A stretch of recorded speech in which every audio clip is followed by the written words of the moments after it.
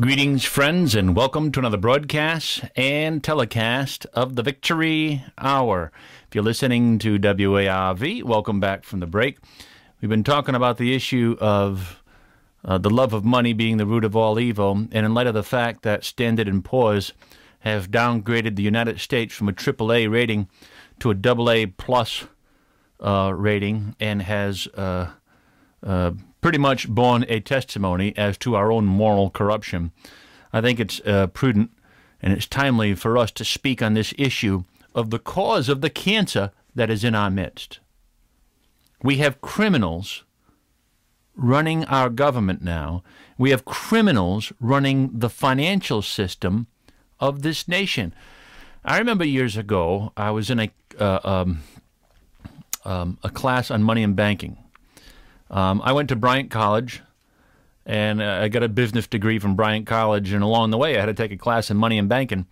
And I remember the professor was a Dr. Lee, L.I., and it was quite a class. And there was one day in the class, it was all on the creation of money and the technical jargon of the money system, particularly from an investment viewpoint. But there was one day, not even a day, there was one 10-minute segment in one day where he, in essence, explained the whole of the Federal Reserve System and what it is. See, really the class was just dealing with money as using technical terms so that you could be able to discuss the issue in terms of economics, if you were an economic major, the nomenclature of economics, and also investment banking. It was pretty dull and dry in that regard. But one day he spoke philosophically concerning what the Federal Reserve System is. And he only spent 10 minutes on it. But in that 10 minutes, all of a sudden, everybody in the class was up in arms. They were up in arms. And people were visibly angry. And they said, I remember people raising their hands, and they said, well, that's not right. That's not fair. That's criminal.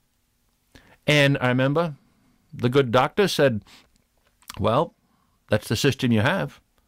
And then he just went on.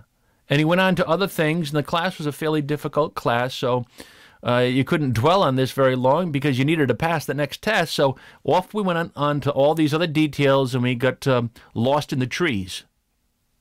But for a brief moment, we saw the whole of the forest and the lay of the land, and the people were up in arms. Now, there's good reason for it, and the Lord's people ought to know this if they paid attention to their scriptures and stopped thinking that, oh no, this is politics. Oh no, that's the preachers. Oh no, teaching politics. The last thing I want to do is preach politics. This is, look, if a man came to your home and took a gun and stuck it in your face and demanded all the money that you have in that home, and he stole it from you, and he took away everything you had set aside for your children, except for maybe what you had tucked away in the bank. But let's say you had quite a bit stored in your home. You'd be outraged. There'd be moral indignation. And if preachers preached against this thing as being sinful and crying out for justice, we'd say amen. You say, well, that's not politics. Well, neither is this. The Lord's people have been weaned on milk, and most of it is curdled milk because it emanates from dispensationalism and Arminianism. But the Lord's people have been weaned on milk, and they're no longer able to receive the meat of the word.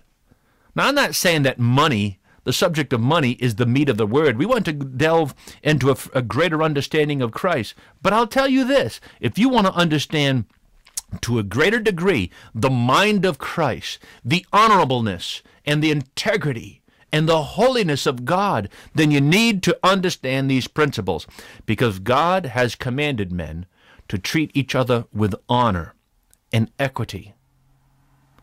And it's not happening. And the Lord's people no longer have the ability to discern between good and evil in our day.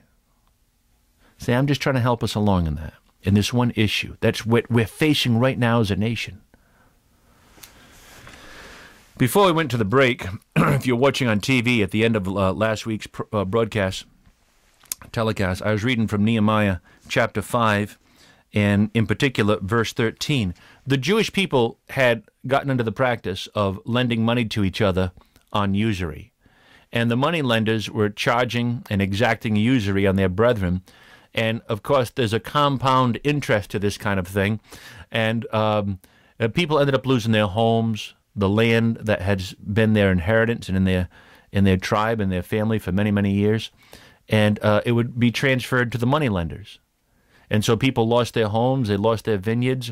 It's the same thing as what's happening right now in the United States. They're losing their homes. The mortgages are being foreclosed on. Well, Israel was doing that to itself. We're doing it to ourselves. Israel was doing it to herself. And so the Lord sent the prophet to say, stop it. You pay restitution to those people whose land you took and property you took. You pay restitution. Give them back their property, give them back their land, and stop the usury. And so, the children of Israel, that became the money lenders to their own brethren, they agreed, we'll stop the usury and we'll return the property. But then the prophet made it plain what would happen to them if they didn't follow through with this promise. Let me read that for you again. Verse 13. Also I shook my lap and said, so God shake out every man from his house and from his labor that performeth not this promise to restore the land and the property due to their usury. So if they fail to perform their promise to give these things back and make restitution, the Lord is going to shake that man from his house. Even thus be he shaken out and emptied. Now what does it mean they'll be shaken from their house? They're just going to lose their homes? No, he's talking about their earthly house, their earthly tabernacle. Their souls will depart from their bodies. They will die. How do I know that was the intention of that phrase? And by the way, the congregation, they heard that they heard that scary threat, and the people agreed to it. And all the congregation said, Amen, and praised the Lord. And the people did according to this promise. Well, that's good. But see, he says, if you fail to keep that promise to make restitution, God will shake out every man from his house and from his labor that fails to perform his promise. How do I know that means death penalty? Well, Ezekiel, let me show you. And so he's shaken not from his material house, but from the house, the tabernacle of his soul. He'll be shaken out from his body. Now, I know that's the case because Ezekiel, chapter 18, Ezekiel 18,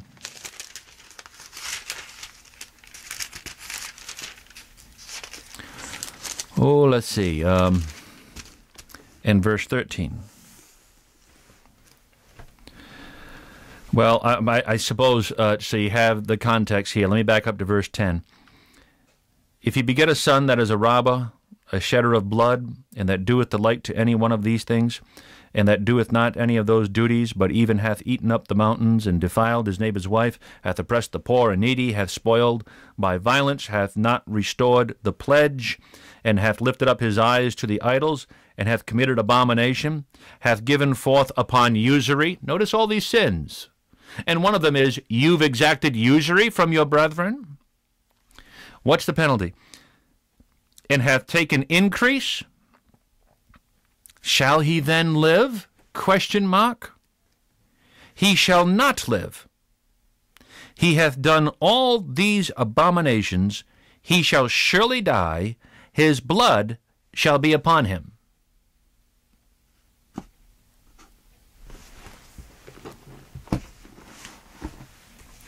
So, you exact usury on your brethren, it's the death penalty.